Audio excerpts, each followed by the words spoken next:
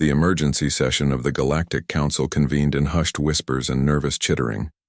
Ambassador Zethka of the Crystalline Collective watched as representatives from 12 species filled the amphitheater, their bioluminescent displays flickering with anxiety. The holographic star map at the center showed a troubling sight. Entire sectors going dark, trade routes severed, and most disturbing of all, distress signals that simply stopped. The vote was unanimous 50 years ago, reminded Chancellor Vorthak, his tentacles writhing as he spoke.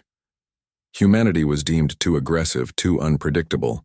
They were exiled to the void sectors for the safety of civilized space. Zethka's crystalline form pulsed with memory. The humans had been strange among the galactic community, bipedal mammals who thrived in conditions that would kill most species.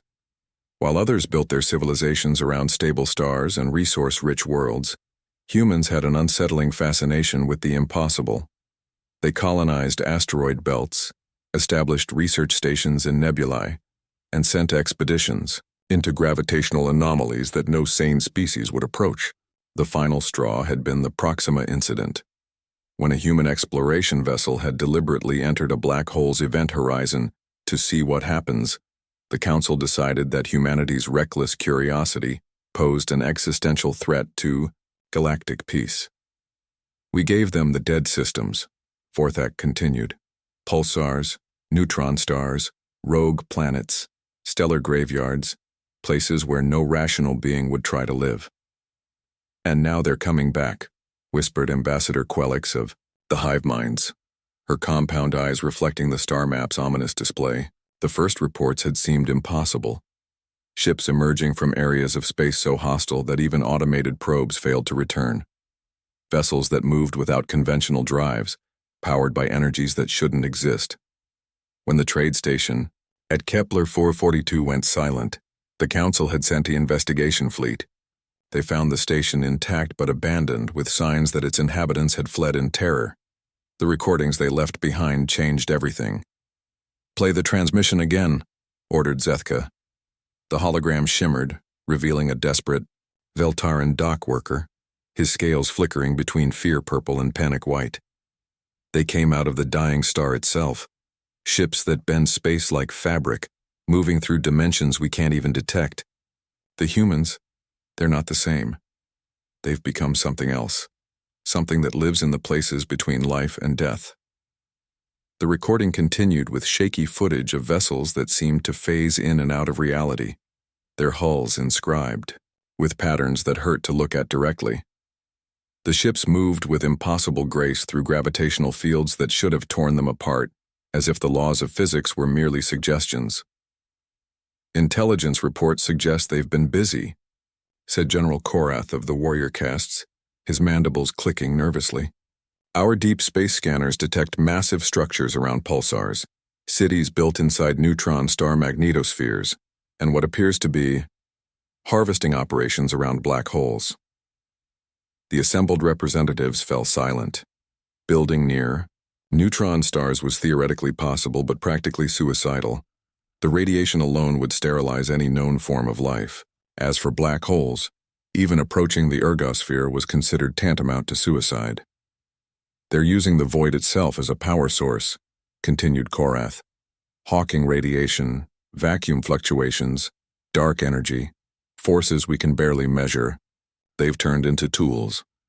Our xenobiologists believe they've undergone some form of evolutionary adaptation, or perhaps technological augmentation, allowing them to survive in environments that exist at the very edge of physical possibility." Zethka's form dimmed as the implications became clear.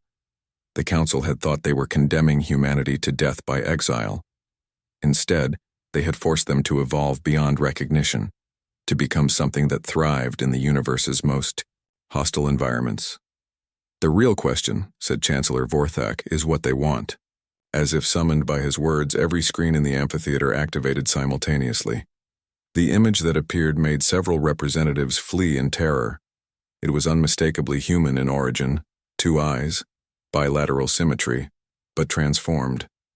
The figure's skin seemed to contain swirling galaxies, and their eyes held the deep darkness of space itself. "Greetings, Council," the being said, its voice carrying harmonics that resonated with fundamental forces. We received your distress signals. 50 years ago, you feared our curiosity. You called us reckless for exploring the impossible. The figure smiled, and supernovas seemed to birth and die in the depths of their expression. You were right to be afraid, but not for the reasons you thought. We didn't want to conquer your worlds or dominate your species. We wanted to understand the universe itself. So when you exiled us to the void, we learned its secrets. We became friends with entropy, dance partners with gravity, and students of the cosmic forces you've always feared. Behind the figure, the view shifted to show vast structures, cities that orbited between dimensions, farms that harvested energy from the quantum foam, and shipyards where vessels were grown rather than built. The distress signals you've been receiving aren't from the systems we've visited. They're from something else, something that has been hunting you while you looked inward, building walls instead of bridges. The thing that lives in the spaces between galaxies has noticed your little civilization and it's hungry. The cosmic human's expression grew serious. We've been fighting it for 30 years, keeping it from reaching inhabited space. But we can't do it alone anymore. The void has made us powerful, but it has also made us few. Zethka found her voice. What do you want from us? Partnership, the being replied simply. You gave us the void and it gave us power. Now let us give you protection. Open your borders, share your knowledge, and together we'll show the universe what civilized species can accomplish when they refuse to let fear define their limits. As the transmission ended, the council sat in stunned silence. Outside the station's viewports, the first human vessels began to phase into normal space, impossible architectures that carried the light of dead stars and the promise of futures unimaginable. The exile was over. Humanity had returned, not as the reckless explorers they once were, but as guardians of the impossible, shaped by the very void the council had tried to use as their grave. And in the darkness between stars, something ancient and hungry paused its approach, sensing that its easy prey had found unlikely protectors. The void had given humanity strength. Now it was time to see what they would do with it.